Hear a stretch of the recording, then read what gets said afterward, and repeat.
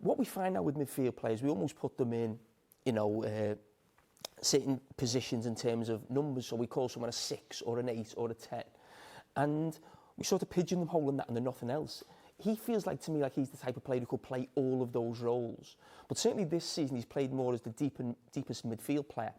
So I wanted to compare him to the top 6 teams sitting midfield player and Declan Rice, because, he does that job for England. He's a top player.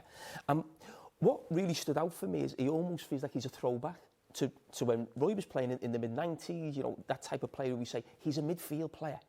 He's not a sitting midfield, he's not an attacking one, he's a midfield player. So let's look at the numbers. So we're looking at, as I said, those sitting midfield players who play for the top teams and why Bruno Guimaraes is different. So straight away, you look at the defensive side of it. Now, he's making more tackles per 90 than anybody else, and he's winning possession more than basically everybody except Declan Rice. Now, what you should add is he's playing for Newcastle, so they're probably going to do more defending. But there's still big numbers and a big jump on what the others are doing. But you then look at what he's doing in terms of going forward, in terms of his carries, chance created and through balls. Now, again, Newcastle are probably going to have less of the ball than the top teams. But this smacks again of he's a complete midfield player. And they're not just higher, they're much higher.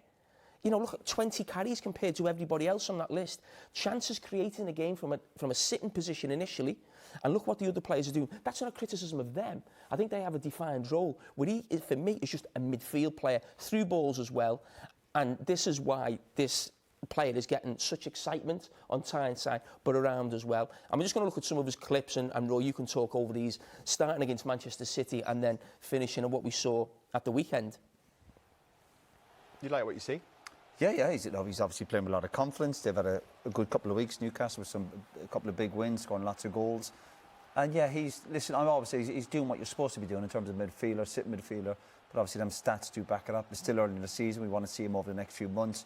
But he's obviously seems a good character. The fans obviously have tucked him. He's added a few goals to his game. But he looks like he knows what the game's about. He's got a bit of football intelligence. Isn't it increasingly rare that you get a player that does more than one job, either a sitting player or an attacking player, where you've got one here that does both, two for the price of one? Yeah, he's doing that at the moment. As I said, a lot of that comes from confidence. Again, Newcastle have had a good couple of weeks with some good performances, so the stats will back that up. And he's just, again, I go back to it, he's using... I got football intelligence, reading the game, when to tackle, and it's great to win the ball, but then to come away with it. Some people maybe lunge in, give fouls away. Listen, that's a beautiful bit of skill. You have to admire that. That is fantastic. And I'm pretty sure he's a confidence player. And even here, listen, you're looking at the opposition here, Brentford, obviously they're all over the place. But listen, they're hunting in packs, and you're thinking he's going to be closed down. But this is what you want from it. If you can add goals to your game, fantastic. His record of goals is not great, but again, the last week or two has been good. Poor defending, but again, he looks like an intelligent footballer. I know one thing that particularly caught your eye was how effective he is when there's pressure around him.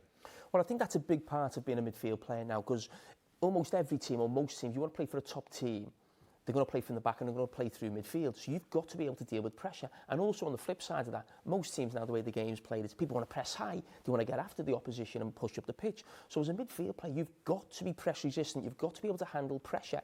And we actually look at him where he ranks, not just for midfield players, but the Premier League across every position. And you look at this graphic here, and 2 Manchester City players at the top, Reece James there also, but Bruno Guimaraes there in 4th position, right across the Premier League, and shows how good he is when he gets pressed and he hasn't got time on the ball and he can deal with it. And I just think it's fascinating the way we sort of define certain midfield players now, Roy. And we look at someone like that, and it just reminds me a bit like when I was a kid growing up, a Brian Robson, a Peter Reid, yourself, Patrick Vieira. It wasn't just about my job's to sit in front of the back four. It's actually box to box, cover every blade of grass. Does it feel like that? And does it frustrate you seeing other midfield players? It can be, but I think it's just the way the game is going now. Again, people almost describe their position by the number on their back. But you've got to play what you see, what's in front of you. I used the word there. What the really good players do, they affect games. And he is affecting games at this moment in time. Listen, there's a long winter, there's a long way to go yet, but at the moment he's in a rich frame of form. And he's doing what you're supposed to as a midfielder. You're supposed to tick a lot of boxes. Again, and we've seen there in terms of his tackling, his running, he's added a few goals to it. And as I said, he's got that football intelligence, obviously pass it under pressure. That's a big one for the top players. Of course, you've got to do that, particularly in the tight games. Are we under pressure in there? Because it can be 100 miles an hour. And yeah, listen, he looks a decent player. He is absolutely idle.